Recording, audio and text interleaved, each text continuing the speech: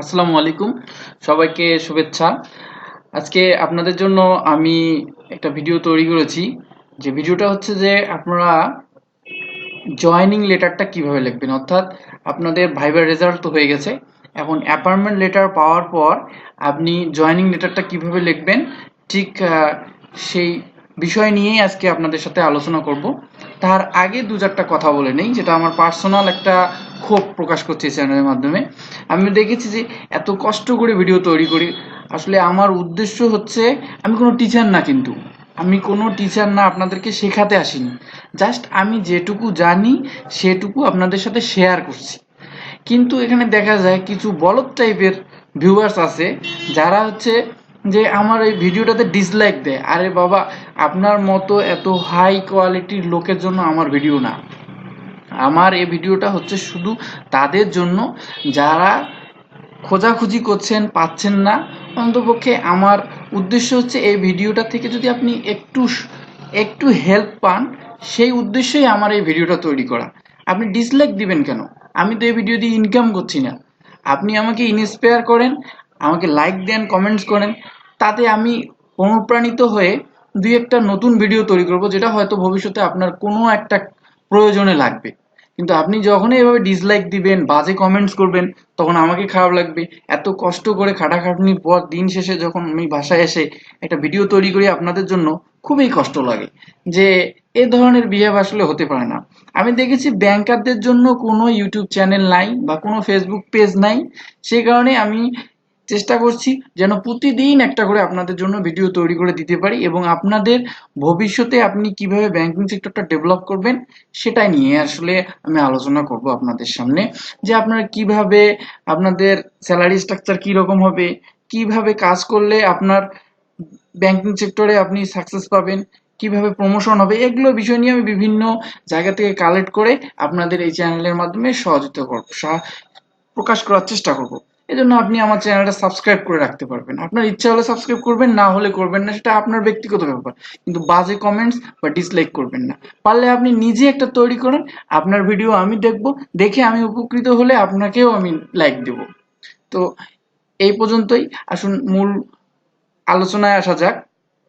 তো আপনি যখন লেটারটা লিখবেন, অবশ্যই প্রথমে ডেট দিবেন। ডেট দেওয়ার পর টু দ্য জেনারেল ম্যানেজার বরাবর আপনাকে এটা লিখতে হবে, কারণ আপনার যে অ্যাপয়েন্টমেন্ট লেটারটা দেওয়া হবে সেখানে আপনাকে হয়তো জয়েনিং এর জন্য আপনাকে বিভাগীয় যে কার্যালয় আছে সেখানে জয়েন করতে বলা হবে। বিভাগীয় কার্যালয়ে গিয়ে আপনি যখন জয়েন করবেন, সেখান থেকে আপনাকে আপনার সিলেক্টেড ব্রাঞ্চে পাঠানো হবে। অর্থাৎ প্রথমে আপনাকে জেনারেল ম্যানেজার বরাবর, হিউম্যান রিসোর্স ডিপার্টমেন্ট বরাবর একটি জয়েনিং লেটার আপনাকে জমা দিতে হবে।